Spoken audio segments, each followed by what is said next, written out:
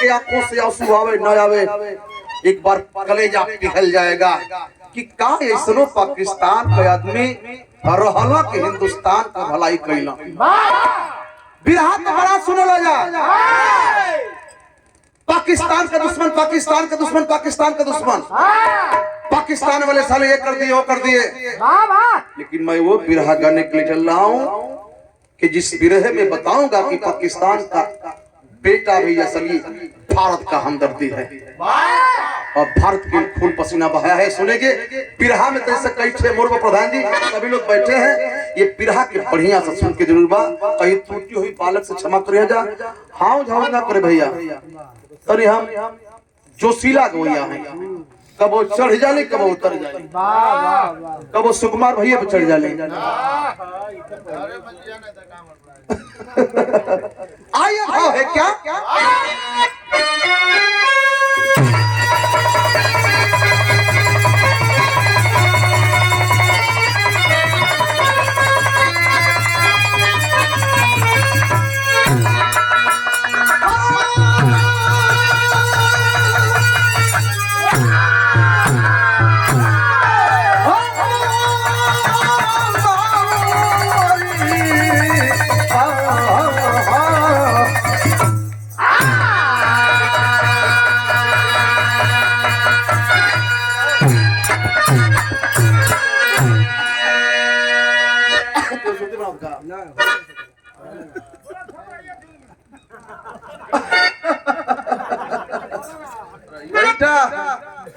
बैठा घबराइए तू ना, बैठा। क्या बात है? हाँ है क्या?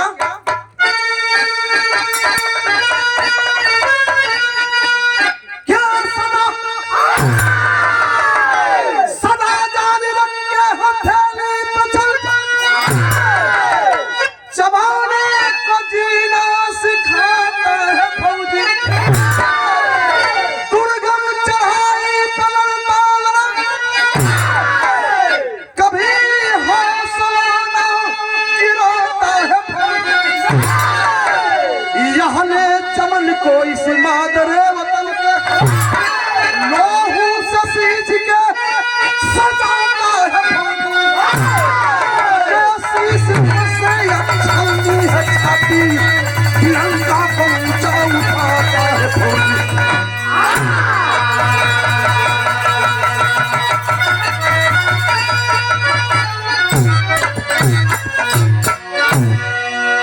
कटे शीश धड़ से या छलनी हो छाती, तिरंगा को ऊंचा उठाता है फौजी।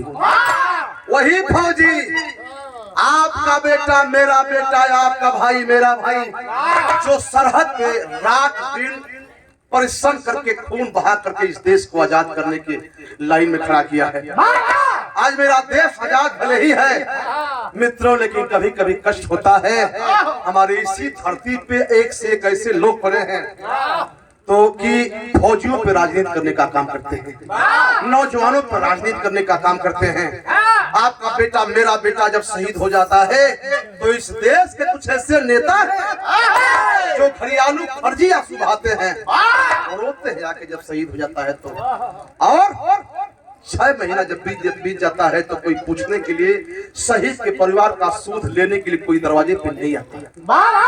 इसलिए कह रहा हूँ, आप कहते हो परिंदा पर नहीं मारने देंगे, आप कहते हो मेरी सरकार बनेगी, मैं हिंदुस्तान पाकिस्तान को स्वतंत्र कर दूंगा, कोई मरेगा मिटेगा नहीं। और मैं कह रहा हूँ कि जब से सरकार बनती है आप लोगों की, आज सरेआम नौजवान मारे जा रहे हैं, किसी का गर्दन काट दिया जा रहा है, किसी के शरीर को छलनी की जा रही है, आप देख रहे हैं। कहते हो कि मैं कुछ नहीं होने दूंगा और राजनीति करते हो, तुम राजनीति करते हो फौजियों के ऊपर, ये मुझे कष्ट है। लेकिन फौजियों के कभी भाव लिखे हैं, क्या लिखे हैं? एक से गजल है, कौन गजल है?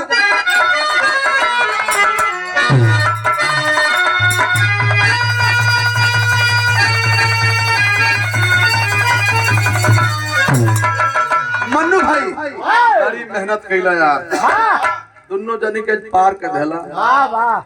और हम चलनिया तोर का तो भगवान पार करे, तो के भगवान पार करे भैया, शरण चुरा के धैले है। कौन लाइन बा कि तू ना जे होश है हुस्न है, तुम मेरा यहाँ आराम करो, आराम करो। तू अपनी मस्त जवानी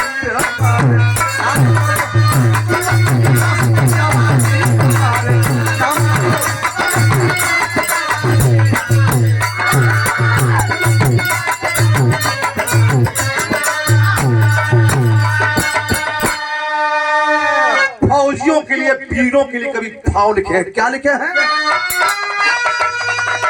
वतन के लान पे, वतन के लान पे लकिया में रणधीर चले, रणधीर चले। वतन की लाज बचाने, वतन की चले।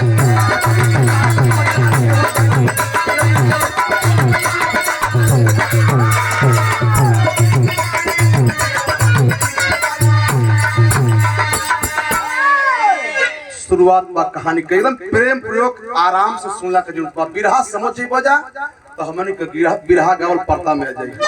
कैसे?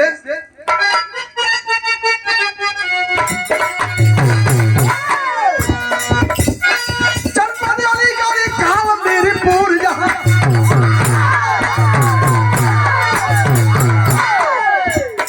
खराना जाट किशन सिंह का मशहूर जहां। बेटा अर्जुन सिंह जो जंगी नौजवान बना, सन 62 में लड़के देश पर कुर्बान बना। शहीद बेटे की जब टोपी घर पे लाई, कलेजा फट गया रुकी नहीं रुलाई। बेटा अर्जुन का महिपाल सबका प्यारा था, बेटा अर्जुन का महिपाल सबका प्यारा था। आगे सारे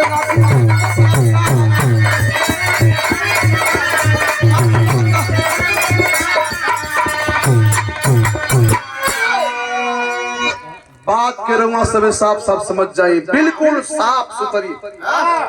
आप लोग कबो कबो दिल्ली के रास्ता पर जाइए तो गाजियाबाद से पहले एक स्टेशन है, जिला है अलीगढ़, और रहने वाला जिला अलीगढ़ के बगल का गांव है मीरपुर। जैसे ही भैरवपुर गांव बा, वही तरह से वो जिलवा में वो गाँव अलीगढ़ स्टेशन की बगलिया में मीरपुर। और रहने वाला अर्जुन सिंह यादव का परिवार है। अर्जुन सिंह यादव फौज का जवान है, देश का प्रहरी है, देश का रक्षा कर रहा है। लेकिन सन 62 में जब हिंदुस्तान से लड़ाई शुरू हुई मित्रों, तो उस लड़ाई में अर्जुन सिंह यादव देश के लिए कुर्बान हो गया। अब मेरी बात सुनिए आप लोग, जब कुर्बान हुआ मित्रों, शहीद हो गया, तो लाश उस समय दरवाजे पे नहीं आती थी। दरवाजे पर लाश कब से आने लगा? जब से मुलायम सिंह यादव इस हिंदुस्तान के रक्षा मंत्री के गद्दी पे विराजमान हुआ, तब से हिंदुस्तान के सैनिकों की लाश हर तक आने लगी। नहीं तो किसी की हिम्मत नहीं थी, कोई बोल नहीं रहा था शहीदों के विषय में। पहले 10 लाख रुपया शुरू हुआ, अब तो इस समय 20-25 लाख हो गया, बड़ी रुपया मिलता। अब तो गरीब कम से कम गरीबी लोगों का दूर हो जाता है। मित्रों गौर करेंगे, लाश दरवाजे पे नहीं आई, आई का खाली टोपी आई, वर्दी आई। जब वर्दी टोपी पत्नी शीला देख ले, कौन ऐसी पत्नी है जो पति की वर्दी देखे और टोपी देखे समझ ना आ जाए उसको। वर्दी की टोपी के कलेजा से लगौले हा, फूट फूट के रोत बा, का सैया बीच मझधार में छोड़ के चल गई।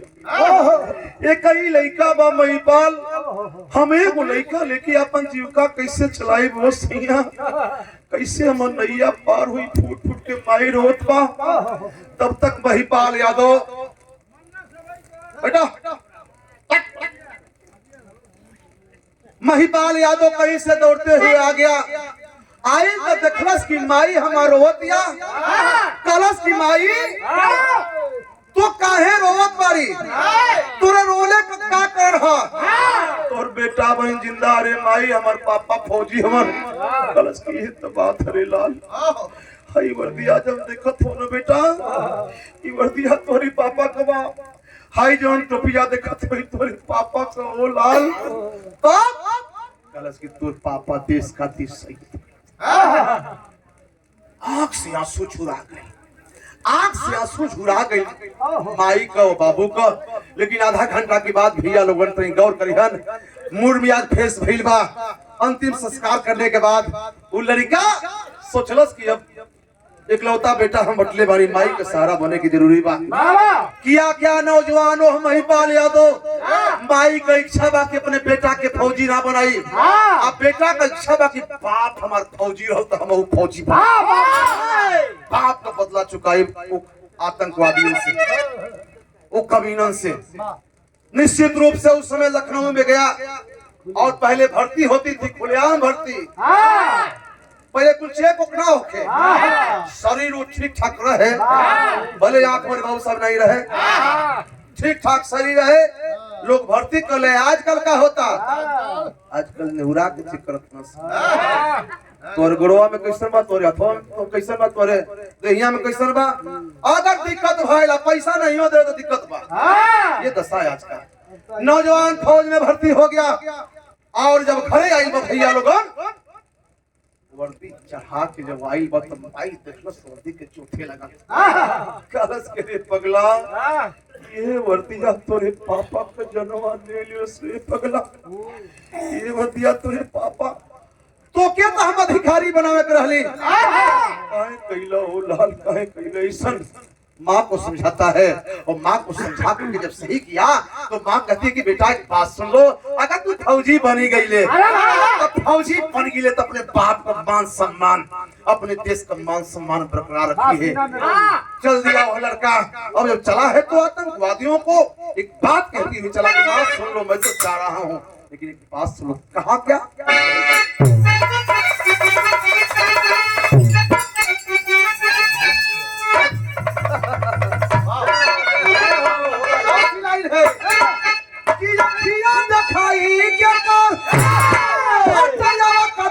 छतिया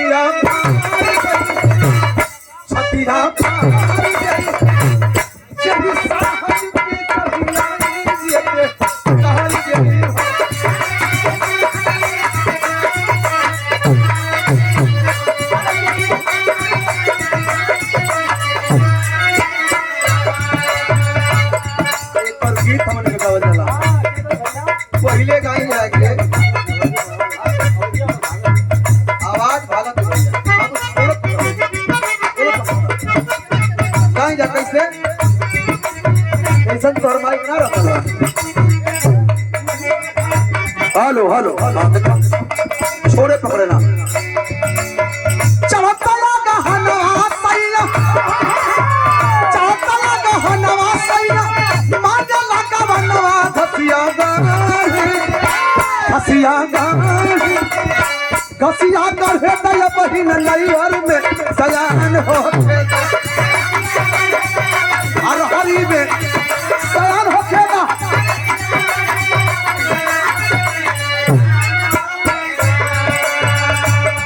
फौजी जवान कलश का कलश अखिया दिखाई छतिया छतिया और जही सरहद पर चढ़ी आई जब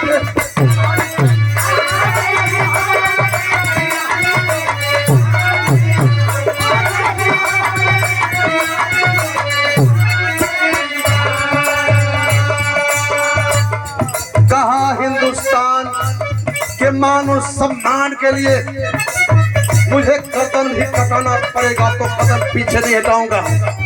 चला नौजवान, ड्यूटी उसकी लग जाती है, ट्रेनिंग समाप्त हो गई, ड्यूटी लग गई। आज जब ड्यूटी लगल तो ड्यूटिया कहाँ लगल? वही पाकिस्तान हिंदुस्तान की बॉर्डर पर जहाँ 300 फीट ऊंचाई है, पहाड़ है, वही पहाड़ पर ड्यूटी लग गई। ड्यूटी करने लगा, इतने मतलब में भाई का पीतल समहिया घर ये पहचल सहरा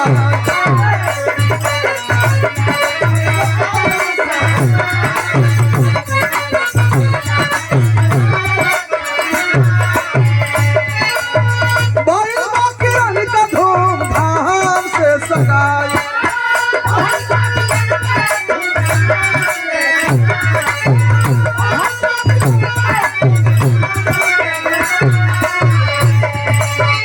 जब गई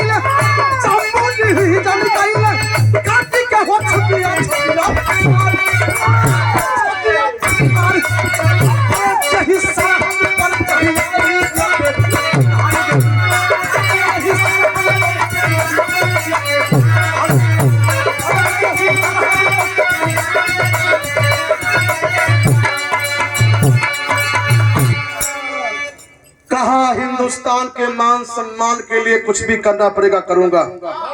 पुरस्कार प्रदान किया गया।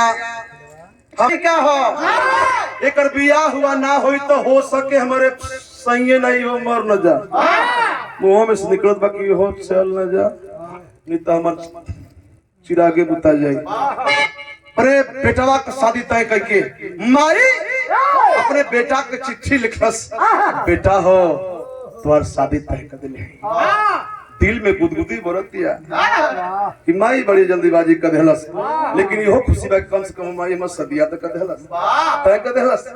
घर पे आया है, बारात सज धज के जब लेके चल बा मरवा में, दुल्हा जब मरवा में पहुंचल बा, सिंदूरदान का बारी आ गई तक कलश की मैं देखा नहीं हूं दुल्हन को। आप लोगों से निवेदन है कि पहले मेरे दुल्हन को दिखा दीजिए। एक कई बार पल्लो है जो कहल जला है, हो का कहल जला, सीधा सादा मनी कहीं जा, पूछ नहीं पौल जला घूंघट बतावल करो जा, बारो झर गिल बब का बताएं। घूंघट उठौलस, जब घूंघट उठौलस मरवा भग से बन गए। बरल का बरल मरवा ना बरल, जैसे लागत बाकी भगवत चेहरा ऊपर पड़ा था। दुल्हन को देख के गदगद हो गई कि कम से कम माई हमार गैर मौजूदगी में हमार शादी बढ़िया तक कैलस। सिंदूरदान करता है, दुल्हन को घर पे लेके आया है। मित्रों 1 महीना का छुट्टी घरे बितौले है, वही 1 महीना की छुट्टी में कबो दिल्ली, कबो मुंबई, कबो कलकत्ता खूब हनीमून मनावता घूमता। इतने मतलब में तैयारी हो गई, ड्यूटी गई लेकर, समय नजदीक है और टैक्सी में कपड़ा सहिहार के जब जाए लगल भैया, मेहरारू वही केवाड़ी की पल्ला तर खड़ा हो गई, साड़ी लपेटत बंगुरी से लपेटत लपेट। जानते हो जब मर्द प्रदेश जाए लगे ना तब पुक्का फाड़ के मेहरू बर्दाश्त से ना होला भाई, केहू का साथ छूटेला तो दिक्कत होइबे करी। और हो रही है फौजी कहा कि सुन लो, तुम एक फौजी की बीबी हो और फौजी की बीबी कभी आंख से आंसू नहीं बहाती। मैं जा रहा हूँ ड्यूटी करने के लिए, हमारे माई को ख्याल करी है, नहीं तो मार के तुम्हारा पकठा फोड़ दी। सुन ले, हमारी माई को ख्याल करी है, नहीं तो हम बता देते हैं। यही कहते हुए नौजवान चल दिया। और जब चलल भैया ना ड्यूटी करने जब गया, वो 300 फीट ऊंचाई पर पहले दिन में ड्यूटी करल, फिर दोबारा आज जब ड्यूटी कैलस एक तूफान आया, और वो तूफान इतना बड़ा तूफान आया, वही तूफान में मामला गबड़ा गए। बिरहात ने सब मोड़ लेता का गबड़ाई भाव को लिखल का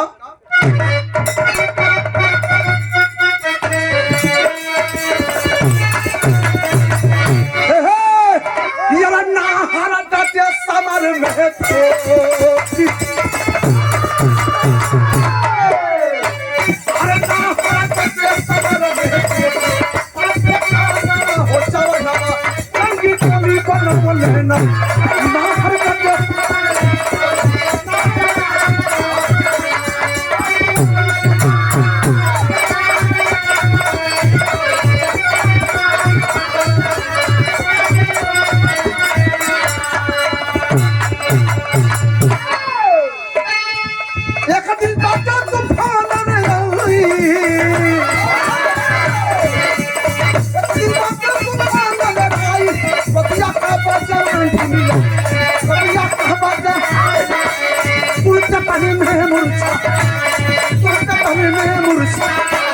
लागल चोट लहू में संगल लहू पता ना हो जवना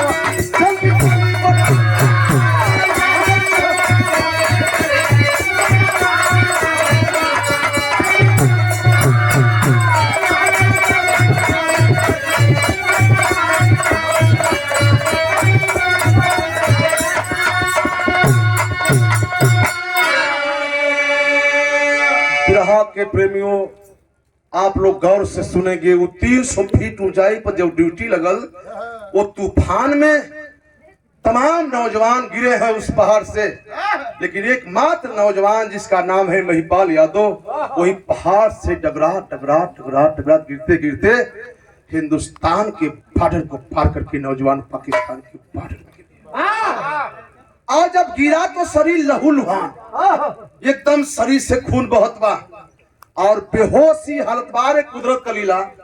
उतना ऊपर से गिरने के बावजूद भी अभी वो जीवित है, लेकिन बेहोशी हालात में है।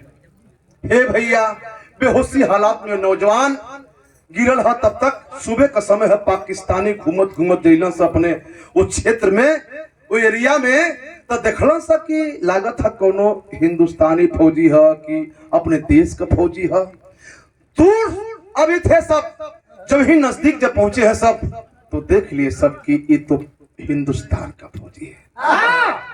कहने लगे गद्दार, ये हिंदुस्तान का आतंकवादी, ये हिंदुस्तान का फौजी आतंकवाद बढ़ाने के लिए पाकिस्तान में पहुंचा है, साले को जिंदा नहीं छोड़ा जाएगा। पकड़ के पापी सब खींचे लगल, सब तो अचानक बेहोशी से उठ गए। और जब देखा पाकिस्तानियों को बाबू, हाथ जोड़ करके और रोक करके एक बात कहने लगा, प्राण किसको प्यारा नहीं होता है बाबू, भाई जान के प्यारा ना होला। रोक करके नौजवान कहने लगा, क्या कहा जरा करो करेंगे।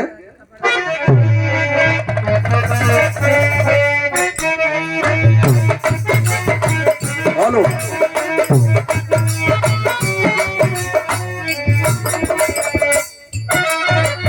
कहना है, क्या कहना है। खुलला ना दरिया थर थर, खुलला ना दरिया थर थर, कहाँ पे गतरिया यार, कहाँ पे गतरिया। भैया बन पापी पाकिस्तान जी,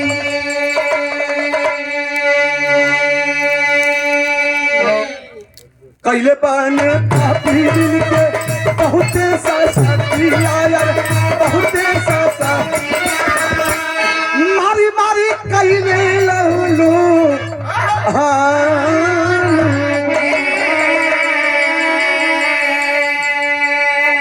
हिंद का खेला हवर,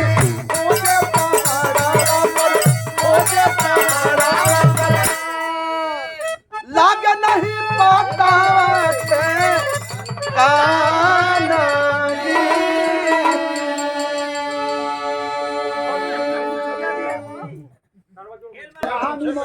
गौर करेंगे, कहीं शांति बना के। हिंदुस्तान का नौजवान रो रहा है, लेकिन पाकिस्तान वाले कमीना मानते नहीं है। मारते मारते शरीर लहूलुहान कर दिए बाबू, शरीर लहूलुहान कर दिए। हर का बात हर छोड़ दा। इधर हिंदुस्तान के जितना नौजवान रहलन सब का सब बचल हम, लेकिन खोजाई केकर होत बा वो महिपाल यादव का। गया तो कहाँ गया। एक आदमी उसी में से बताया करे भैया नया नया पर बियाह भइला, बरवा घरे भग गई हुई। आदेश हुआ, एक नौजवान चला है उसके घर पे, और जब चला है घर पे दरवाजे पर दुल्हन खड़ी है। अब भाई कौ दिन भइल बा हमारी सैया के गईले, सैया हमार लगा था कि हमरे बिना रह ना पाए हैं। लगत तो सैया आवत थोड़ी दुआरी से ताकत या टुकु टुकु, ताकत ताकत ताकत तबले फौजी आ गए नजदीक। जब फौजी आयल तब कलश की व्यवस्था आता उहे बा, टोपिया उहे बा, वर्दिया उहे बा, के चेहरावा नाची हत बा। तब तक जो ही पहुंचाओ फौजी कहा भाभी नमस्ते। अरे बाप रे बाप, पहचान गया नई नवी दुल्हन महिपाल यादव की पत्नी है। भाभी नमस्ते। एक बार मने दिल से बोलस, खुश रहे बाबू। अंदर चल गई। भाभी सुना सुना, भैया कहाँ वहाँ, भैया कहाँ वहाँ। तब तो वापस लौट दुल्हन। कलश भैया कहाँ भैया, आपका भैया तो ड्यूटी पे गए हैं। का भाभी तो हम झूठ बोलत है, ड्यूटी भैया गए हाँ, यही घर में सुतौले हूँ, झूठ बोलबू सेज पे सुतौले बारू। कहा नहीं बाबू तो कि विश्वास न होके तो चले घरवा में देख ला बाबू, तोहर भैया तो ड्यूटी पे गई हूँ। नहीं मानता है फौजी, घर में देख रहा है, जब मिला नहीं तो कहा वह नौजवान की भाभी सही बताना, नहीं आए। कलश की ना हो भैया ना आइल हो, हमार सैया गईलन तो कहाँ गईलन। सामने नौजवान फौजी खड़ा है और पत्नी रो रही है, माँ शीला रो रही है। रे पगला तो के सब फौजी ना बनत रही कि कहीं कुल चिल्ला हुए मर जाओगे रे लाल तो कौन मेरे देख रेख को करेगा, मेरी बुढ़ाई का सहारा कौन होगा। आज तो हमके छोड़ के चल गई लाल। रोतिया माई पत्नी रोतिया कहतिया का कहतिया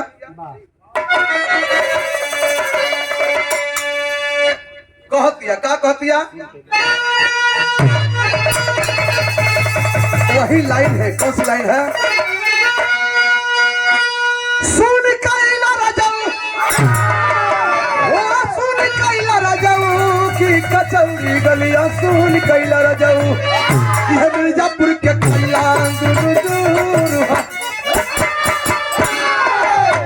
जवन माता राम की भजनिया वो सारी दुनिया में नहीं। जवन माता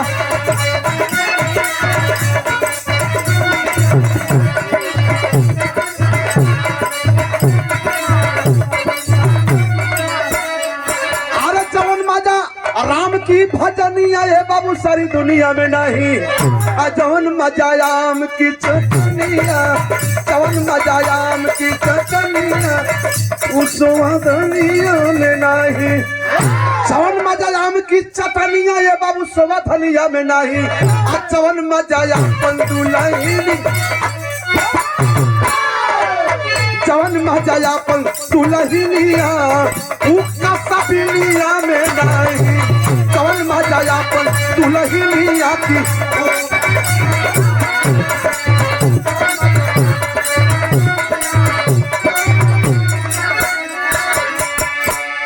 माई रोतिया पत्नी रोतिया आ कहतिया का कहतिया कि हमारे कहाँ गई ना हमार कहाँ गई लकी अरे सजना हमार कहाँ गईला ए भैया सजना हमार कहाँ गईला मनी के कहीं के न गईला सजना हमार कहाँ गईला मनी के कहीं के न गईला।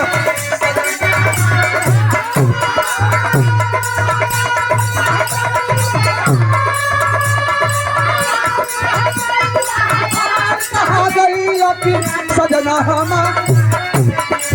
हमारी के कहीं के ना कईला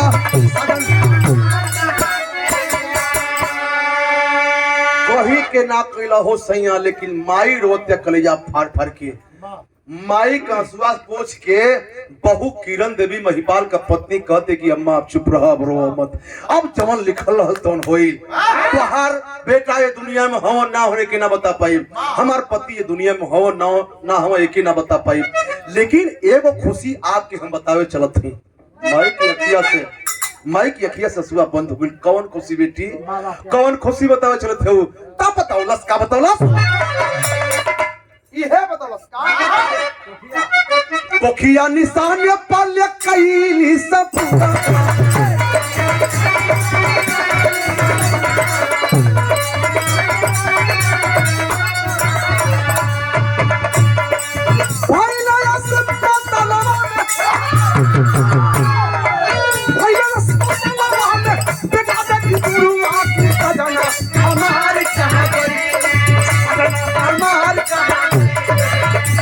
सहारा उहे भइले जिए का सहारा उहे भइले सजना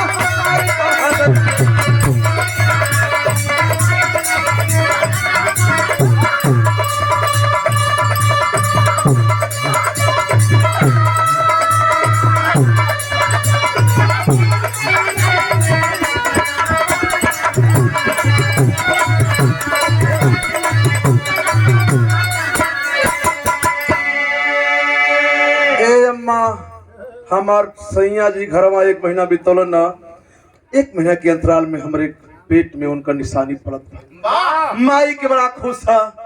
माई तो इतना खुशी में है कि जो उनके हिसाबे है ना एक तरफ गम है तो एक तरफ खुशी भी है। अरे खुशी है बाती का कि हमारे बाबू का निशानी हमारे बहू के पेट में पड़त गम है बाती का कि बेटा हमारा नहीं खे दुनिया।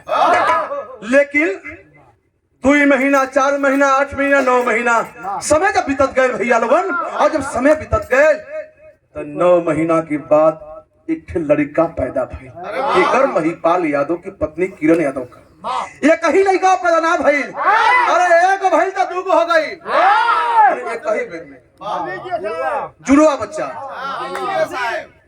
हमारे दोस्त हैं।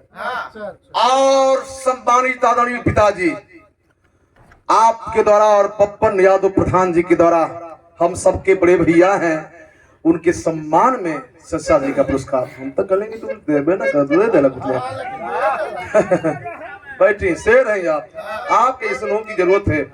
बुढ़ाई तो हरा जाई एकदम टिकटी पर हवा, तब तू यही तरह बोलबो हमके लागत है। अब बढ़ जा बिरहा देखा तलवार चलता बिरहा में, कई तलवार चल के कई छटक ना तोरी पे जलते, बढ़ जा फर्क रहते हैं, बढ़ जा शांति से। क्या बात है? एगो लड़का भइला, एगो दू गो लड़का हो गया, 100 फौजी महिपाल यादव का। लेकिन अब माई के बड़ा खुशी बा, चौका बर्तन कके कटिया बिनिया कके आ तुनहुन के पढ़ावत लिखावत बाबू बुढ़िया माई आ किरण यादव अपने बेटवन की पढ़ावत लिखावत जब सयान लोग कैले बा भैया ना, देखा बिरहा कहां से कहां चल। अब बिरहा तनिक से और मुड़बा, लड़का जब धीरे धीरे सयान भइलन से, जब 5 से 7 वर्ष का हो गइलन सर, लड़का पढ़े लगलन सर, और से सयान जब भइलन सर तो लड़कवा का नाम रखल गइल है अजय यादव, आ लड़किया का नाम रखल गइल है अंजना यादव।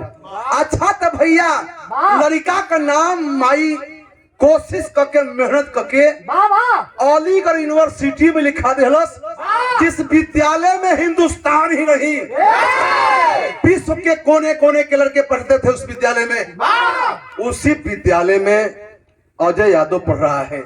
पढ़ाई के दरमियान हुआ क्या, जरा गौर करेंगे, भाव लिखे कवि जी तेरी। हाँ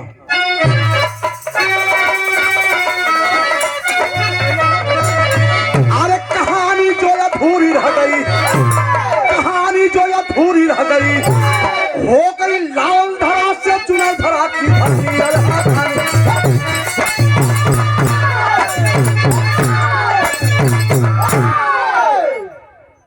गौर करेंगे हुआ क्या। अजय अंजना हो दोनों घर ही सलानी भइले, करला पढ़ाई गरई नमरी सिटिया, रहले हुसैनी नहर हुसैन की छात्र पाकिस्तानी रखले, अरे अजय का बनी गई जिगरी संगतिया, दोस्त बन गया पाकिस्तान का बेटा अजय यादव, और पाकिस्तान का रहने वाला नौजवान हुसैन खान का दोस्त बन गया। दोनों का दोस्ती अमर हो गई, जिंदाबाद। जबले वो ओके न देखे तो चैन न मिले, आज जबले ई ओके न देखे तो चैन, दोनों एकदम परेशान बना, दोस्त हो गए, घनिष्ठ दोस्त, जैसे प्यार पत्नी का होला, उनके दोस्त का प्यार हो गया। और एक दिन की बात है, राखी का त्योहार है, राखी के त्योहार के दिन अजय यादव बहन को राखी बंधवाने के लिए घर जाने लगा। आज जब घरे जाने तो कभी भाव लिखलन का, आइला हुसैन एक दिन वही अजय की घरावा पे, अंजना बंधेली अपने बिरना के रखिया। अजय यादव जब जाने लगा तो हुसैन खान कहा कि भैया कहाँ तू अकेले जात हो भैया, कलश की भैया हम जाते अपने बहनिया के यहाँ राखी बंधोए, हिंदू रीति रिवाज के अनुसार राखी का त्योहार आइल बा, भाई बहन का इंतजार करती है राखी के लिए, तो मैं जा रहा हूँ भैया अपने बहन से कलाई में राखी बंधवाने के लिए। तो हुसैन खान कहा कि क्या भैया मुझे अपने घर नहीं ले चलोगे क्या, इसलिए कि मैं पाकिस्तानी हूँ। कहा नहीं रे भैया ऐसी कोई बात नहीं, अरे बाबू अरे भैया कहा तुम्हारे घरे चलबो, तो करस की अरे जरूर चलो भैया अगर लेके चलबो तो चलो, और क्या दिक्कत है, यही ना है कि मैं गरीब हूँ, मैं बेसहारा हूँ, कुछ भी नहीं मिलेगा तो कम से कम लिट्टी चटनी तो माई हमारे दी तो क्या कुछ नहीं है भैया चलूंगा। चल दिया नौजवान, और जब घर पे चला है बहनिया थाल में आरती सजौले है और मिठाई रख ले है, अगरबत्ती धैले है, भैया की तरफ रखिया बांधे जब चल भैया ना, भैया की तरफ जब रखिया बांधे चलल तो भैया अजय इशारा कर के करी और वही पाकिस्तान के बेटवा हुसैन खान की इशारा कैलस तो बहनिया भी पढ़ लिखल से हाथ बा लेके राखी चलल और भैया के कलाई की तरफ बढ़ोलस से हाथ ना कलाई में राखी बात दिलस मुसलमान की बिटवा के। अब बात के जब पीछे जाए लगल तो हुसैन भैया कहल कि काहू बहन कुछ मंगबू ना कर, तू हमारे धर्म के बहन हो। और लोग कहेला कि राखी बदले में कुछ दिहल जाला, तो का तू हमसे कुछ मंगबू ना, कुछ मांगल ना चाहते हो। कह रही हिंदुस्तान की बेटी महिपाल यादव की बेटी, नहीं भैया मुझसे आपसे कुछ उम्मीद नहीं है।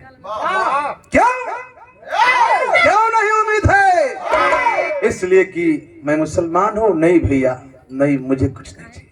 नहीं बहन कुछ मांग लो, 3 बार का कुछ मांग लो, बहन कुछ मांग लो। कलश के रे तू का दे मेरे भैया, तुम का दोगे? तुम पाकिस्तान के रहने वाले गद्दार, तुम धर्म के भाई जरूर हो, मान ली हो, लेकिन पाकिस्तान वाले गद्दार हुआ करते हैं और हिंदुस्तान के प्रति हमेशा नफरत बोने का काम करते हैं। और सुन लो, जब जब भी हिंदुस्तान के लोग सरहद की रखवाली करते हैं, आए दिन हमारे हिंदुस्तान के नौजवानों का गर्दन काटते हो तुम सब। इसलिए नफरत है, तुमसे नफरत नहीं चाहिए तुम्हारा वह नेक मुझे। कल बहन मांग ले कुछ, एक बात मत कर, कुछ मांग ले। कल हमके दे देबा, कल हाँ दे दे देबा, कल हाँ दे दे। 3 बचन लिहरस दे दे दे दे दे दे। आज जब 3 बचन लिहरस तो माई टुकुर टुकुर ताकत है। अब बहनिया अपने धर्म की भैया से बोलत है, देबा ना कल हाँ दे। तब मांगते मांगते बहुत बड़ी चीज मांग दिलस। हे बिरहा कसरोता भाई लोग, काम मंगलस तरी गौर करिहर। एक लाइन गीत बा, ये गीत के मला भाई लोग नैया चलावत में गावेला। कैसे लोग गावेला?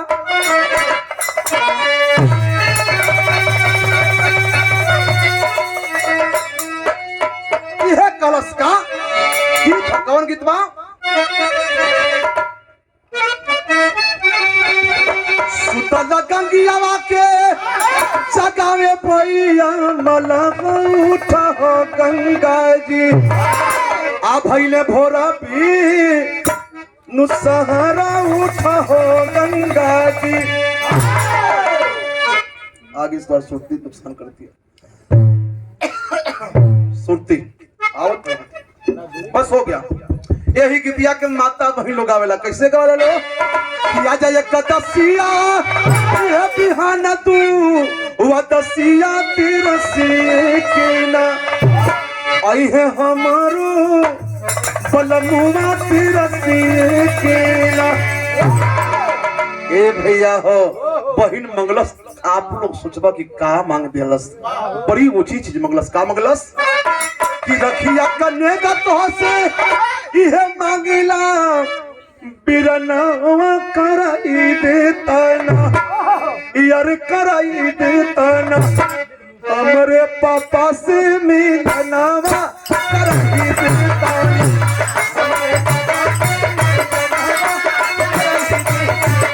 हमरे पापा से मिलन कराई दे ना हो। अरे हमारे पापा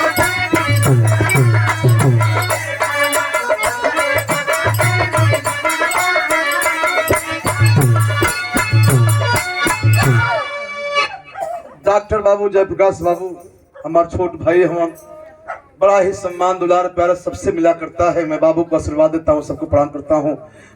बहनिया कलश की अगर दिहले चाहत हो भैया, हे भैया दिहले चाहत हो तन्ने की बदले में हमारी मम्मी से मेरी पापा का मुलाकात करा दो। ऐसे कि बजर कर जावा हमार माई रे बनवली आरु के नहीं लोरा अपने ही आने दादावली।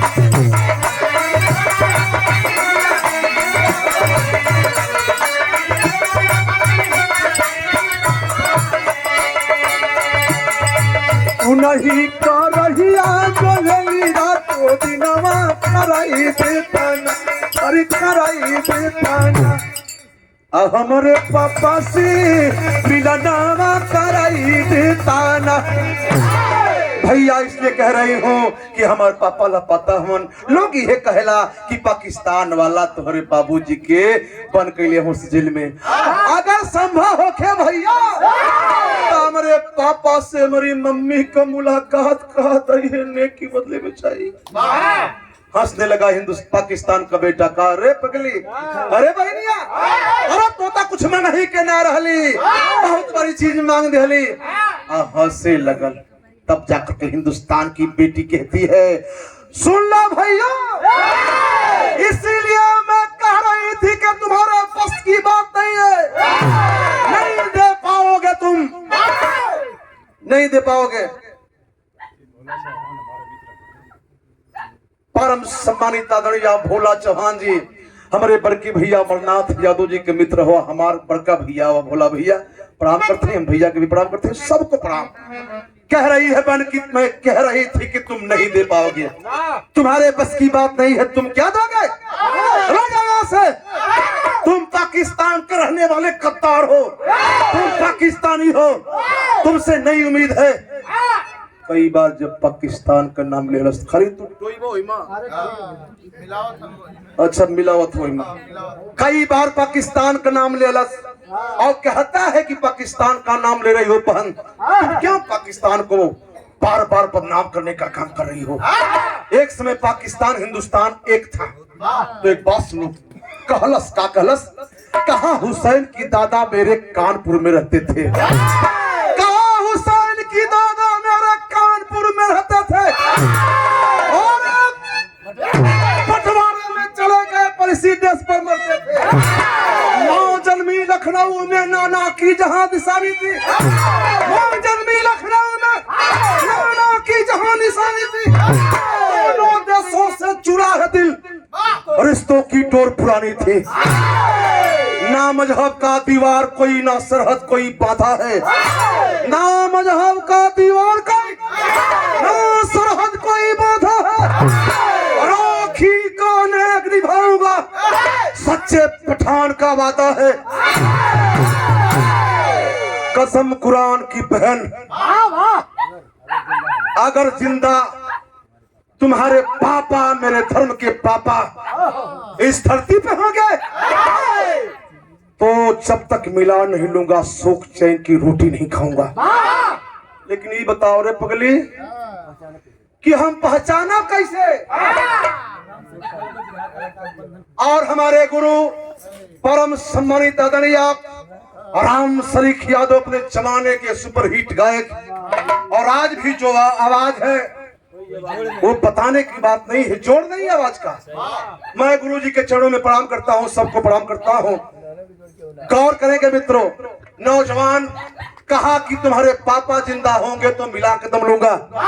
कैसे हम जाना नहीं है तो पापा हम घरवा में दौड़ गई बहनिया, फोटो लेके पासपोर्ट साइज फोटो लेके आई, कहलस की है हमारे पापा। फोटो लेके नौजवान चल दिया, अपने साथी अजय यादव के लिया, पहुंचा है विद्यालय में। जब पढ़ाई खत्म होती है, छुट्टी होती है, तो नौजवान अपने देश पाकिस्तान चला है। आया नौजवान अपने देश में आ गया, अपने घर पे आगे आ गया। तो आज जब घर आ गए भैया लोगन तो समैया बीतत पा, और जब समय बीता तो भगवान के अखिया खोल गए। भगवान आशीर्वाद देते रहने लगा था कि आशीर्वाद देते हमन। वो पाकिस्तान में गए तो भइल का तनी गौर करिहन, बिरहा में तो सब पापड़ लग गए।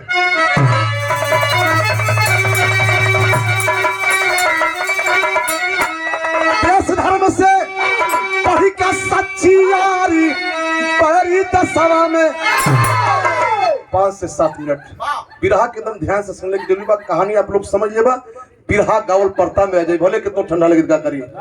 लिखना कवि जी कहा, देश धर्म से पढ़ी का सच्ची यारी पारी दसवा में, यह हुसैन खापन सैन्य अधिकारी सच्ची दसवा में।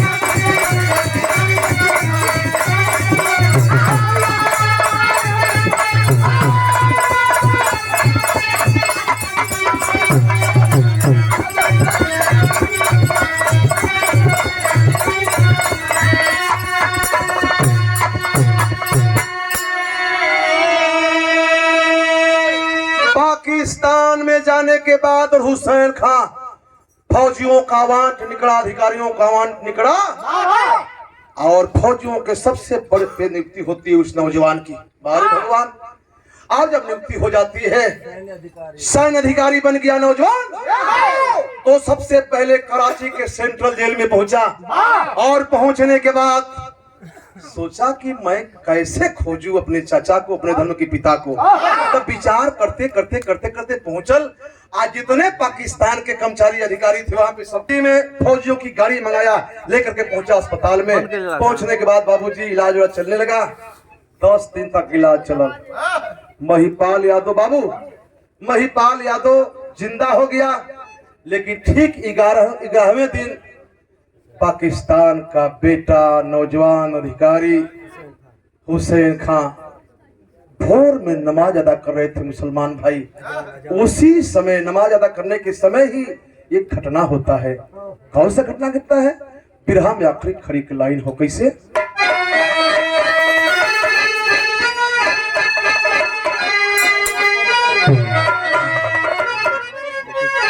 पता लगा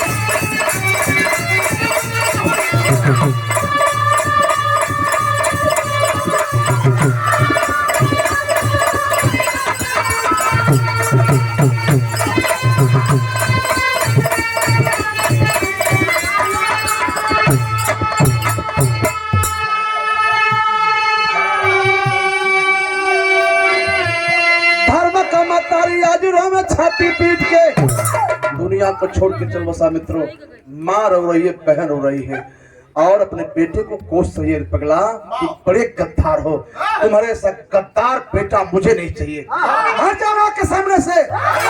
जिस बेटे ने मुझे मेरे साथ इतना अच्छा काम किया, आज उसी बेटे को तो गोली मारे हो। उन्होंने क्या पता होता, दोनों बेटी मतारी रोत है, आप कहत है, का कहत है के धर्म का मतारी आज रोवे छाती पीट के, अनजाना बहिन रोवे भैया से लिपट।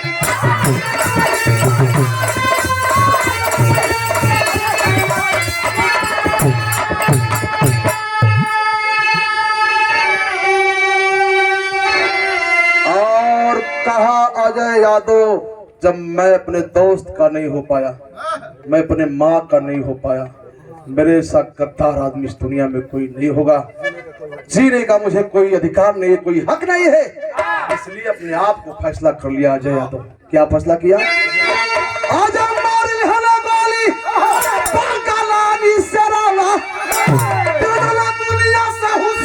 पाकिस्तानी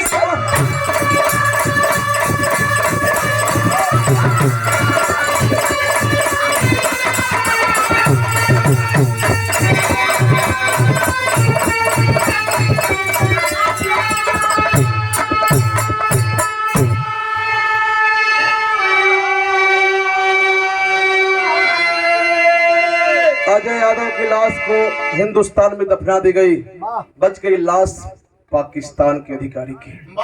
हिंदुस्तान की सरकार आदेश करती है पाकिस्तान के सरकार को, ये ले जाओ अपनी लाश को, तुम्हारा अधिकारी मेरे देश में शहीद हुआ है, लेके चले जाओ लाश को। लेकिन पाकिस्तान के अधिकारी कहते हैं फेंक डालो ऐसा देशद्रोही को, नहीं है मेरे देश का नौजवान, नहीं है मेरे देश का अधिकारी, ऐसे कमीना को फेंक दो, उसकी लाश को चीर कौवे खा डाले। बारे हिंदुस्तान के नौजवान, बारे हिंदुस्तान की सरकार नौजवान की लाश को अपने ही देश में दफनाने का काम लोग करते हैं। और सबसे प्रथम बार मुसलमान का, अगर मुसलमान के नौजवान की लाश को दफनाई गई, उस मुसलमान के बेटे का नाम है हुसैन खां। अपने इस बुक में जो हिंदुस्तान का स्तंभ होता है, बुक होता है, उस बुक में उस भाई नौजवान की लाश उस नौजवान के नाम को लिखा जाता है शहीदी स्तंभ में पाकिस्तानी फौजी का अब तक लिखा है उस हुसैन खां का। इसलिए कहता हूं कि मित्रों की हिंदुस्तान की आजादी के लिए हमारे देश के नौजवान पसीना बहाए, खून बहाए। ये नहीं है कि पाकिस्तानी सभी लोग आतंकवादी हैं, अरे वहां तो नौजवान रोता है, हमारे लोग रोते हैं आतंकवाद पर, लेकिन ये है साले की मानते नहीं है। आज यहाँ के राजनेता हिंदुस्तान और पाकिस्तान के नाम पर राजनीति कर रहे हैं, कहते हैं मैं परिंदा पर नहीं मारने दूंगा।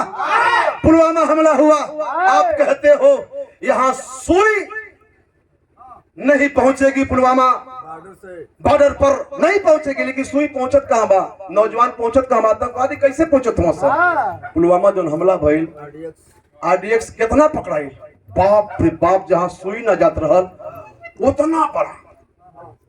आप कहते हो कि मैं सुरक्षित रखता हूं अपने देश को और हमारे देश के नौजवान मारे जाते हैं। आपका बेटा यही का एक बेटा शहीद हो गया है, तमाम लोग शहीद हो गए हैं। इसलिए कहते हैं मित्रों, आपको हमको हिंदुस्तान की आजादी के लिए जो आजादी मिली है, ऐसी आजादी का जश्न में डूबने से पहले हमको सोचना होगा कि आखिर हमको आपको करना क्या है। नहीं तो ये नेता आज उसी स्थान पे पहुंचाने जा रहे हैं, देश को बोलने जा रहे हैं जिस स्थान पे पहले था। हम और आप एकता बना करके और अपने देश की आजादी के लिए लड़ाई नहीं लेंगे मित्रों, देश की सुरक्षा के लिए आजादी नहीं लेंगे, लड़ाई नहीं लेंगे, तो निश्चित रूप पर आप लोगों से बता दे रहा हूं कि संविधान खतरे में पड़ने जा रहा है। ये संविधान को बेचने जा रहे हैं सब, इन सबों से दूर रहने की जरूरत है। 5 किलोमीटर पर बिका जा लो, देश बिकाते पर। इसलिए कहना है, क्या कहना है, गुरु बिहारी गुरु न मरियम हुए सड़क के पास,